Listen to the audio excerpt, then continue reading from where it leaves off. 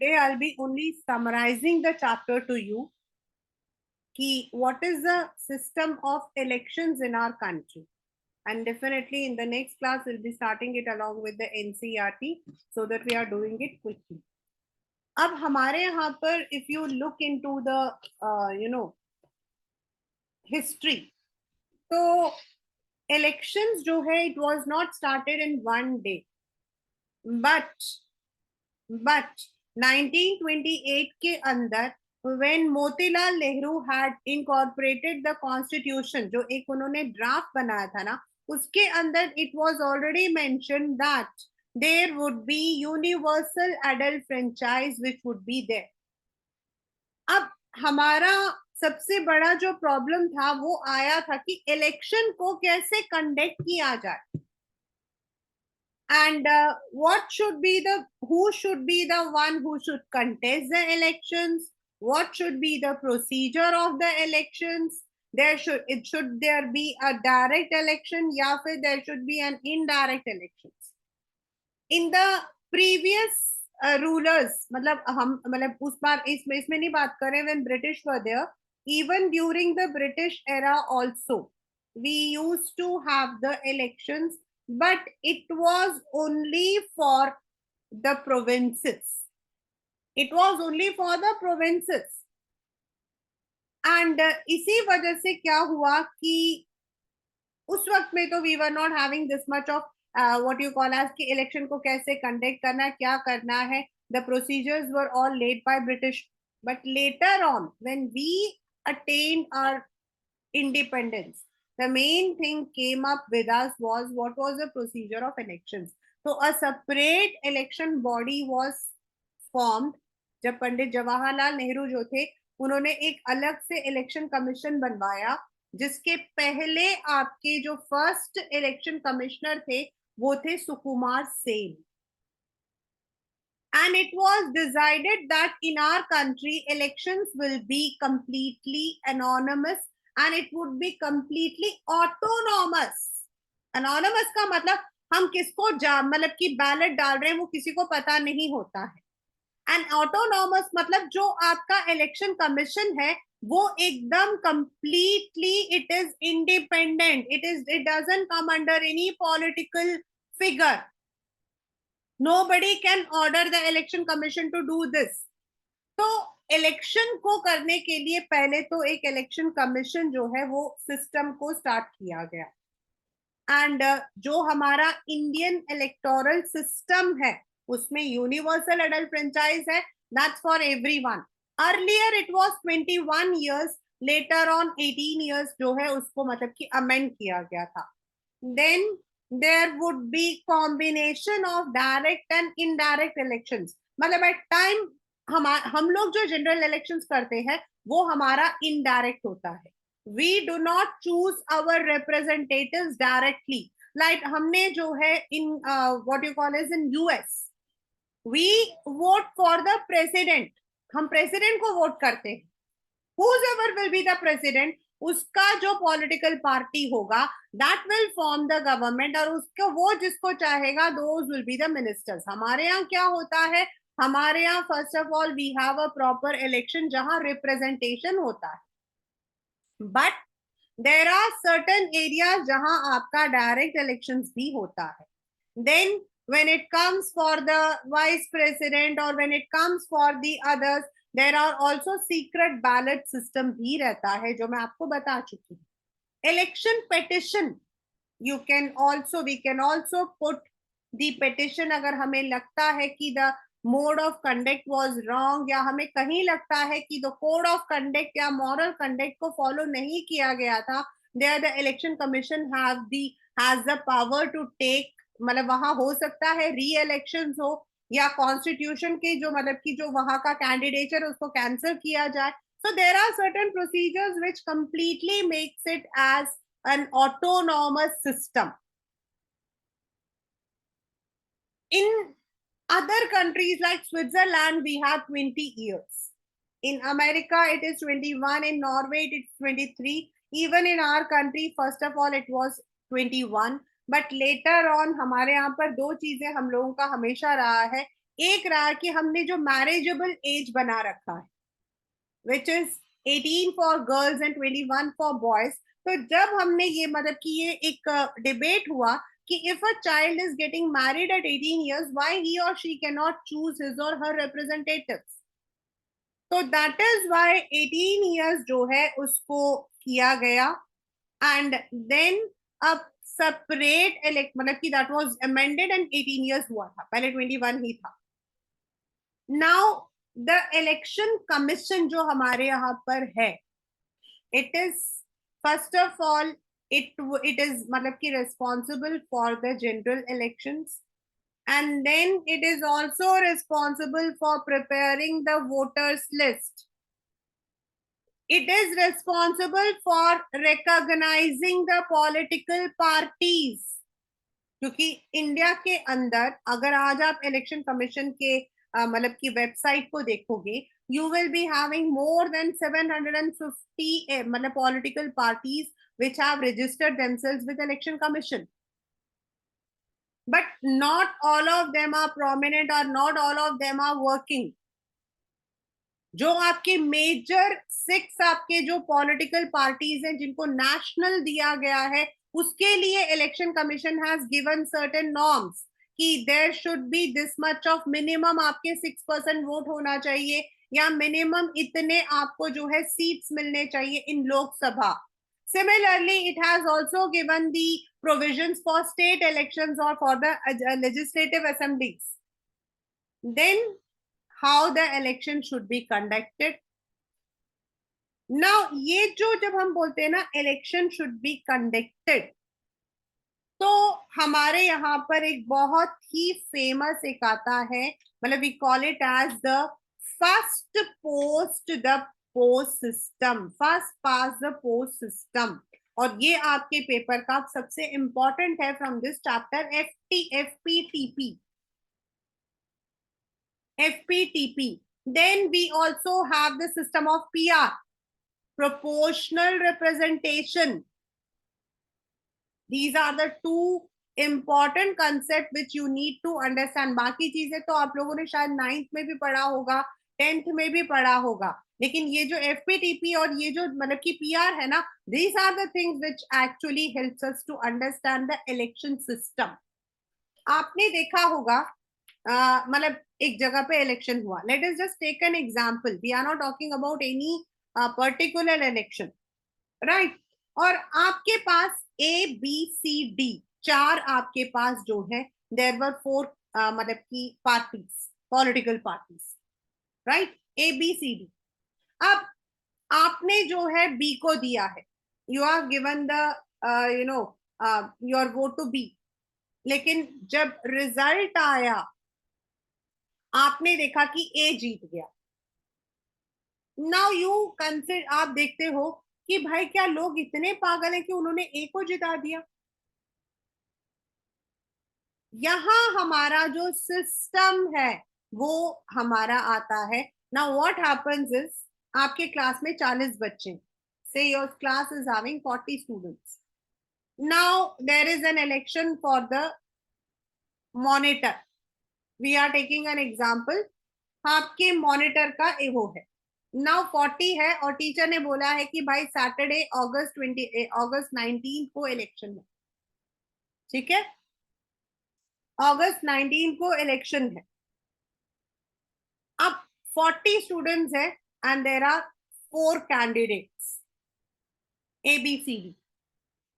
19 हुआ, क्लास के अंदर सिर्फ 20 बच्चे आए, बाकी 20 ने मम्मियों को बोला अरे आज तो कुछ होना ही नहीं है, क्लास के अंदर मॉनिटर का इलेक्शन है, मैं तो खड़ा नहीं हूं, मैं नहीं जा रहा, छोड़ो। Now only 20 students came and those 20 students जो है उनमें से 3 बच्चे जो है वो इलेक्शन के टाइम पर उनको किसी टीचर ने बुला लिया, इसलिए उन्होंने वोट नहीं डाला, राइट। नाउ एक्चुअल वोटिंग कितने बच्चों ने की थी? 17 ने। टोटल कितने थे? 40। अब इन 17 बच्चों में से 15 बच्चों ने ए को वोट किया और 2 बच्चों ने बी और सी को कर दिया, डी को वोट ही नहीं मिला। अब ए जीत गया, आप उस दिन क्लास में नहीं गए थे, आप भी उन बच्चों में से थे जिसने बोला आज तो क्लास के अंदर कुछ नहीं होगा, मैं नहीं जा रहा। और जब आपको पता लगा कि ए जो है वो मॉनिटर बन गया, आपका मुंह बन गया। This is the system of election, PR. हमारे यहाँ पर यही सिस्टम होता है। Not every one gives the vote, जो वोटर्स होते हैं उसमें से एक्चुअल में अगर आप लोग कभी पढ़ते हो, टर्न आउट एक वर्ड आता है, टर्न आउट। टर्न आउट का मतलब होता है क्लास 11, मतलब the two actual number of people who actually voted. अब 40% अगर लोगों ने वोट दिया है और 40% में से अगर मतलब कि 80 मतलब कि 80%, 40 मतलब 40 लोगों में से 32 लोगों ने अगर ए को वोट दे दिया और ए जीत गया, तो इसका मतलब ये नहीं है कि a has won with majority. That is the system of election in our country for general elections. That is why the government always focuses कि आप लोग अपने वोट को यूज करो। और अगर आप वोट यूज नहीं करते हो, then you should not complain कि भाई मैंने तो इसको वोट किया नहीं था तो ये क्यों आ गया। तो this is where the system is there. Secondly हमारे यहाँ पर क्या है कि जो प्रेसिडेंट है under the people's presentation act 1951, मैंने बताया आपको कि 50 में हमारा इलेक्शन कमीशन बना था। तो इलेक्शन कमीशन जो है, इट वुड बी एनालाइजिंग कि कहाँ इलेक्शंस होने हैं। Like next year we are having the general elections, if you know. And then it is the election commission which will be reading out the notice. पहले वो देखेगा, it would be looking for all the factors when the elections have to be conducted, and before the elections are conducted Lok Sabha को dissolve कर दिया जाता है। And then ये जो कैंडिडेट्स होते हैं, they are not now people's representation, they are also ordinary candidates. And then over a period of 1 to 2 month, depending on कि कब हमें इलेक्शंस करना है, उसके पे डेट्स को फिक्स किया जाता है। And then constituency wise the elections are conducted all through the country. The same happens with states, but states में क्या होता है अगेन, मतलब कि जैसे हमारे दिल्ली का तो तकरीबन सेम ही रहता है, यूपी का भी अभी आने वाला है, बंगाल का अभी आने वाला है। So wherever the tenure is completed, the elections are held. But the main जो मतलब कि हमेशा हमेशा जो आया है वो रहा है हमारा first past the post system. मतलब there have been many questions, we have taken this from the British constitution. In this system, whoever has more votes than other candidates is declared elected. And then in the when it comes to the constituencies, तो जो आपके geographical areas है उनको divide किया जाता है, and there is a proportion. उसके लिए constitution has already given that कि कितने को हम मतलब we consider it as rural, town, urban. And then rural का एक डेफिनेशन है, आप लोग लर्न करोगे, you will be learning it in later on in one of the chapters. Rural का एक डेफिनेशन है, अर्बन का एक डेफिनेशन है। कॉन्स्टिट्यूएंसी आपकी कब बनती है, how many people constitute a constituency, उसका एक मतलब की है। And then every 10 years there is also one provision what we call as, ये कॉन्स्टिट्यूएंसी मतलब टोटल हमारे 543 कॉन्स्टिट्यूएंसीज है। Out of that 84 are reserved for scheduled caste and 47 for scheduled tribes. But ये जो 84 एंड 47 है, दे आर नॉट स्टैग्नेंट, ये change होते हैं। इसकी प्रोपोर्शन को देखा जाता है, जिसको हम पी आर बोल रहे हैं ना, प्रोपोर्शनल रिप्रेजेंटेशन, यहीं पर आता है। मतलब how a thing becomes a constituency, there is a constituency का एक प्रोपोर्शन होता है, इतने जहां पर आपके लोग रहते हैं वो एक कॉन्स्टिट्यूएंसी कहलाता है। And in this manner, the country has been divided into 543 constituencies, out of which 84 and 47 are exclusively reserved. लेकिन ये आपका टर्न में आता है कि कौन सी कॉन्स्टिट्यूएंसी को इस साल रिजर्व में होता. May be for some years it may be the same, but it may change also. It may change also. मतलब इस साल वो रिजर्व में रहा, अगले साल हो सकता है वो जनरल में आ जाए, क्योंकि वो देखा जाता है the number of people who are living in that particular reserve category, अगर वो है तो देन इट इज गिवन. तो दिस इज हाउ इलेक्शंस हमारे यहाँ पर जो है, इट इज अ, हम लोग मतलब कि इसमें बोलते हैं elections in our country is a mammoth procedure, because right from starting सबसे पहले हमारे यहाँ दो तीन इलेक्शंस होते हैं. एक होता है जनरल इलेक्शंस, स्टेट इलेक्शंस, फिर आपके राज्यसभा के लिए इलेक्शंस, देन आपके जो presidential elections. Now when we come it to the presidential election, हम कहते हैं डायरेक्ट इलेक्शन होता है. इट इज मतलब कि the president is elected by the electoral college. तो what is that electoral college? तो इलेक्टोरल कॉलेज का मतलब हो जाता है ऑल द, मतलब उसका मतलब कि whom we can represent as president. There are certain rules.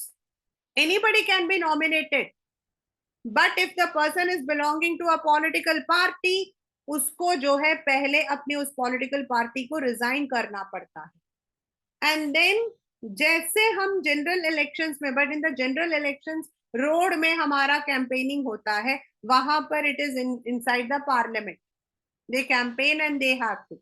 But उसका जो सिलेक्शन होता है ना, वो कैसे होता है पता है? जैसे हम तीन हैं, I am standing, you are standing, Anant is standing. Now what will happen is, if मेरे वोट्स कम हो गए, मतलब I have got the least, I have got the least, तो मेरे जो वोट्स होंगे मेरे को हटा दिया जाएगा, और मेरे वोट्स में से पहले जो है उसको दे दिया जाएगा. एंड देन जो दो जने हैं उसमें देखा जाएगा, एंड जिसको ज्यादा मिला है that person would be declared as the. In the general election it is not done. In the general election जो मैंने अभी आपको जो क्लास की कहानी सुनाई वही होता है. मतलब out of 100 people, if only 50% have given the vote, and 50% में से 80% लोगों ने एक इंसान को दिया, एक पार्टी को दिया, तो that party becomes a majority. बाकी चाहे 60% लोगों ने वोट ना भी दिया हो तो भी वो इलेक्शन रिप्रेजेंट करता है. Where as in the presidential election आपका जो है नंबर ऑफ वोट्स को डिवाइड कर दिया जाता है, और जैसे जैसे उनके मतलब कि उनका वोट कम होता जाता है, उसको जो है हटाकर that vote is added to the next candidate. Whereas when it comes to the Rajya Sabha, तो राज्य सभा के अंदर क्या होता है? We don't have the elections in the राज्य सभा. राज्य सभा के अंदर हमारे 250 मेंबर्स होते हैं, और इनके लिए they are not 250, they represent their राज्य. जितना बड़ा राज्य उतने मेंबर्स ज्यादा, जितने छोटा उतना कम. Like for Delhi and Goa we have 1-1 because it's they are small.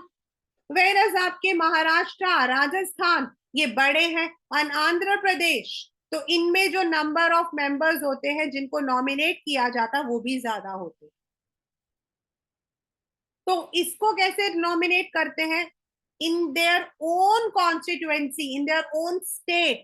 जैसे दिल्ली स्टेट है, अब दिल्ली का जो राज्यसभा का जो मेंबर है वो रिटायर हो रहा है, तो उसको रिप्रेजेंट करने के लिए द इलेक्शन, मतलब कि the message would be sent. जैसे ही मैसेज सेंड होगा in the state legislative assembly, सबसे पहले उनको नॉमिनेट किया जाएगा. Now all the parties can nominate their own one, and then legislative assembly के अंदर जो है वोटिंग होगी, और जिसको सबसे ज्यादा वोट मिल जाएगा that person would be nominated to the Rajya Sabha. So this is how हमारे यहाँ जो इलेक्शन के प्रोसीजर है. For the state it is different, for the general elections it is somewhat different, then for the president and vice president it is different, and then for the Rajya Sabha it is different. And for Rajya Sabha, there are certain members who are directly nominated by the president also. Those who do not belong to politics, but they belong to different categories like entertainment, culture. Sports, ऐसे उनको दिया जाता है। और इस तरीके से we have the election representation in our country.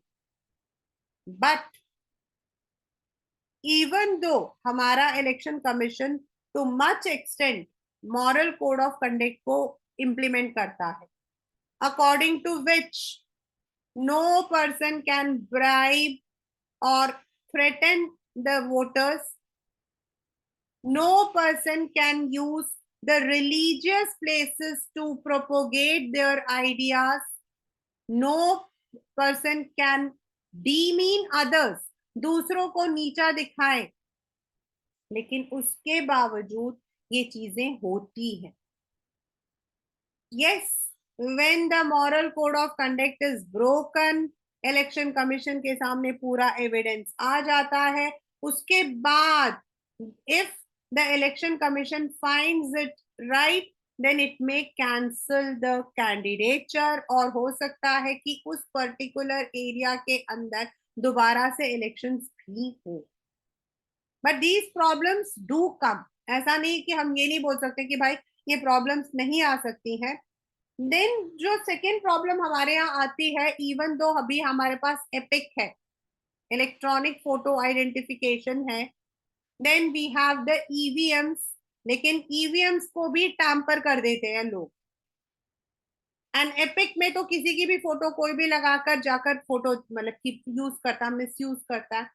Such things are there in front of the election commission as a challenge, and हो सकता है कि आने वाले टाइम में ये हमारा इलेक्शन कमीशन बहुत अच्छा है, लेकिन मुझे जो कभी कभी लगता है ना पर्सनली, वो ये लगता है कि इलेक्शन कमीशन बहुत धीरे से काम करता है। Like if for example, there was one complaint against one of the candidates that the person had used more than 25 lakhs in the campaigning, मतलब जो यूज नहीं करना चाहिए। इलेक्शन कमीशन ने उसके ऊपर पहले जो है कमीशन सेट किया, देन आफ्टर मतलब इतना टाइम हो गया कि फिर उस चीज का मायना नहीं रखता। So the election commission needs to, but election commission is very limited, not their powers, but उनके पास जो पर्सोनल्स होते हैं वो काफी लिमिटेड होते हैं। So they need to work with lots of precision, but yet हमारे यहाँ का जो इलेक्शन है, we are called as the largest democracies in the world, one of the largest democracies in the world, and हमारा जो election है अभी तक bearing some of the minute incidents, छोटे छोटे इंसिडेंट्स हुए हैं बहुत, लेकिन उसको छोड़कर कभी ऐसा नहीं हुआ कि इलेक्शंस को कैंसिल करना पड़ा, री इलेक्शंस होने पड़े। मतलब वो हुआ है, but it was there were some circumstances, otherwise it has not been, मतलब people have accepted it. And over the period, अगर आप 1950 का पहला इलेक्शन देखोगे ना, व्हेन उनको इलेक्शन का लिस्ट बनाना था तो विमेन के नेम ही नहीं थे, और उनसे जाके पूछा जाता था तो वो अपने ऐसे मुंह बना के कहते हम तो इसकी पत्नी है, हम तो उसके झरिया के बापूजी का नाम लिखो। The women's name were not there, बड़ा मुश्किल था उनके नेम्स को ऐड करना। In fact there were many people, Times of India के अंदर there were many people who said कि elections are going to be failure, लेकिन जो पहला इलेक्शन हुआ तो that showed that even though we were illiterates, yet elections became very successful in our country.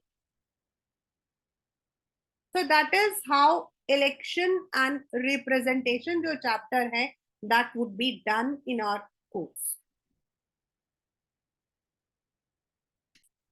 If we say कि what is direct democracy, direct democracy पहले तो होता था बहुत आसानी से, जहां हम अपने रिप्रेजेंटेटिव्स को डायरेक्टली यूज कर सकते थे, चूज कर सकते। But now when a country is 1.3 billion, जिसके अंदर 60% people are in the voting age, वहां आप कैसे डायरेक्ट इलेक्शंस कर सकते हो? इन एथेंस, मतलब कि जब स्टार्टिंग में ग्रीस वगैरह में क्या होता था, the people used to stand together, the proposals were kept and direct elections होते थे। हमारे यहाँ प्लेबिसाइट हुआ था when India got independence, and Junagadh को इंडिया के मतलब कि इंडिया का पार्ट लाना था, तब प्लेबिसाइड यानी कि an open voting system was done where the people were asked to put the vote. But direct elections cannot be done for the general elections, but still we have the direct elections, and that is for the gram sabha, jahan par you don't require to be part of any political party. You can directly participate in the election. You can participate for any post. आप चाहे सरपंच के लिए जाना चाहते हो या treasury के लिए जाना चाहते हो, आप बिल्कुल कर सकते हो. एंड वहां पर आपका आता है direct one. But yes, election commission वहां पर नहीं है, लेकिन जो स्टेट्स होते हैं they are given this responsibility कि जो म्युनिसिपल या पंचायत होता है वहां उसके इलेक्शंस को करने के लिए the state election commission is responsible. The revenue, the मतलब की मेजर, लेकिन वहां फिर भी आपका डायरेक्ट रिप्रेजेंटेशन रहता है, which is not there in other areas. Then as I said, for the elections we need to be 18 years, but if we want to stand in the elections we need to be 25 years in the general election. But for the president, vice president, there are certain other norms which we need to fulfill, and this is हमारे यहाँ पर these are some of the system. Then we have separate electorate system of reservation.